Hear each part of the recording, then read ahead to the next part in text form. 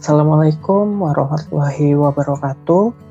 Halo teman-teman semua, semoga teman-teman semua sehat dan semoga teman-teman yang menyaksikan video ini mendapatkan perlindungan dari Allah Subhanahu wa Ta'ala.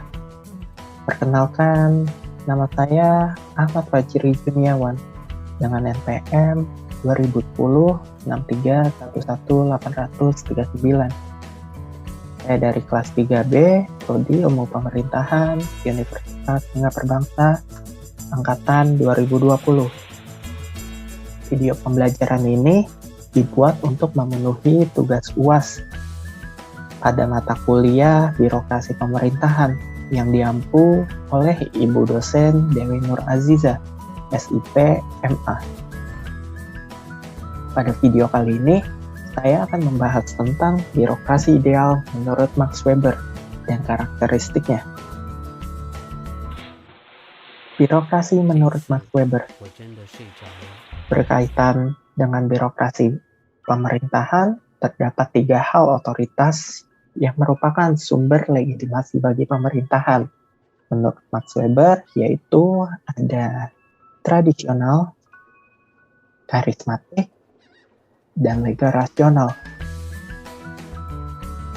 Tradisional yaitu otoritas dengan mengklaim legitimasi dalam basis keaslian dan kekuasaan mengontrol yang diwarisi dari masa lampau dan masih dianggap atau masih berlaku sampai dengan sekarang, yang dimana hal tersebut akan menciptakan hubungan pribadi secara intensif di antara atasan dan bawahan.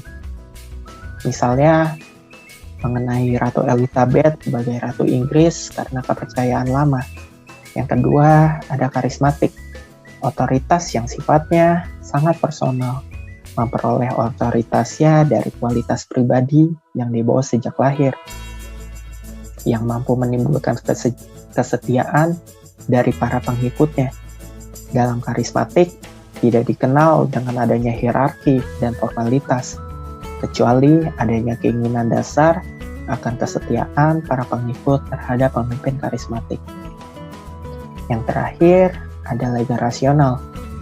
Seleksi pemilihan pemimpin yang berhak menduduki posisi otoritas telah diatur dalam sebuah peraturan yang sah dan telah diakui oleh organisasi birokrasi, sedangkan bawahannya atau rakyatnya tunduk terhadap pemimpin karena posisi sosial mereka yang telah diatur paksa oleh peraturan undang-undang.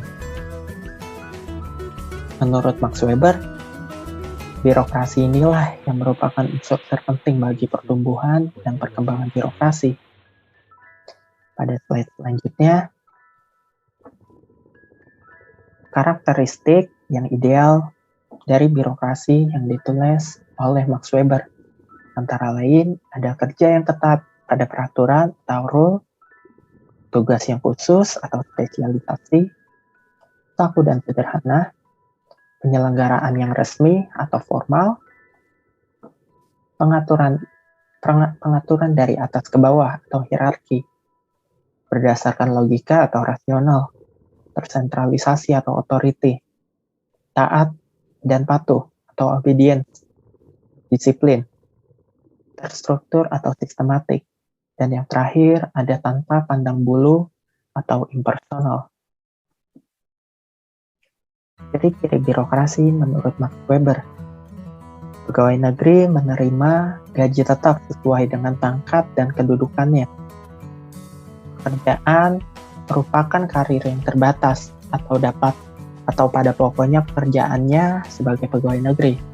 Ketiga, para pejabat tidak memiliki kantornya sendiri. Yang keempat, para pejabat sebagai subjek untuk mengontrol dan mendisiplinkan.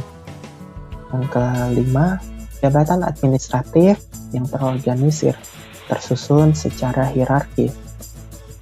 Yang ketujuh, setiap jabatan memiliki wilayah kompetensinya sendiri.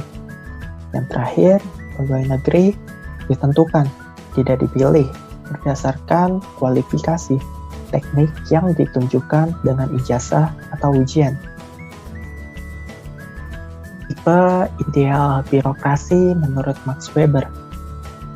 Max Weber mengemukakan sebuah konsep birokrasi yang dimana menyatakan organisasi bergerak atas rasional. Tipe ideal birokrasi menurut Max Weber bukan cerminan dari realitas, tetapi menggambarkan bagaimana seharusnya organisasi disusun dan dirancang agar menjadi lebih efisien. Kemudian ada tipe ideal birokrasi menurut Max Weber, yang dimana antara lain adanya pembagian tugas atau pembagian kerja berdasarkan kemampuan, yang dimana maksudnya itu mengelola realita yang ada bahwa setiap manusia mempunyai kemampuan yang berbeda. Begitu juga dengan personil yang mempunyai kelebihan dalam satu bidang hal, namun kurang di bidang hal yang lain. Maka dari itu, organisasi harus dapat menempatkan personilnya di dalam bidang yang dikuasainya untuk memberikan efisiensi terhadap sumber daya manusia untuk mencapai sebuah tujuan birokrasi tersebut. Kemudian, karena Max Weber menganut aliran klasik di mana manusia dianggap sebagai mesin, maka terjadi pembagian kerja sebagaimana spare part dalam tubuh mesin, di mana setiap spare part itu bagian-bagian mesin memiliki fungsi atau spesifikasi yang berbeda-beda. Contohnya, misalkan menempatkan seorang personil atau pegawai yang memiliki latar pendidikan intelijen di bidangnya, yaitu di fungsi intelijen. Kemudian menempatkan anggota yang lulusan bidang kedokteran pada bidang kesehatan dan sebagainya. Yang kedua, adanya hierarki wewenang. Terdapat struktur organisasi di mana ada posisi atas dan bawah. Struktur yang di bawah diawasi oleh yang lebih tinggi, dan posisi yang tinggi berkewenangan mengawasi yang di bawahnya. Hierarki ini sangat dibutuhkan agar sistem pengendalian dapat dilaksanakan untuk mengefisiensi pelaksanaan tugas. Yang ketiga, adanya ketentuan yang berlaku sama di seluruh organisasi. Untuk suatu hal yang sama dalam kondisi dan waktu yang sama, maka harus berlaku juga sebuah peraturan yang sama di seluruh organisasi birokrasi. Artinya, ada peraturan yang harus ditaati oleh anggota organisasi tanpa pengecualian, baik atasan maupun bawahan.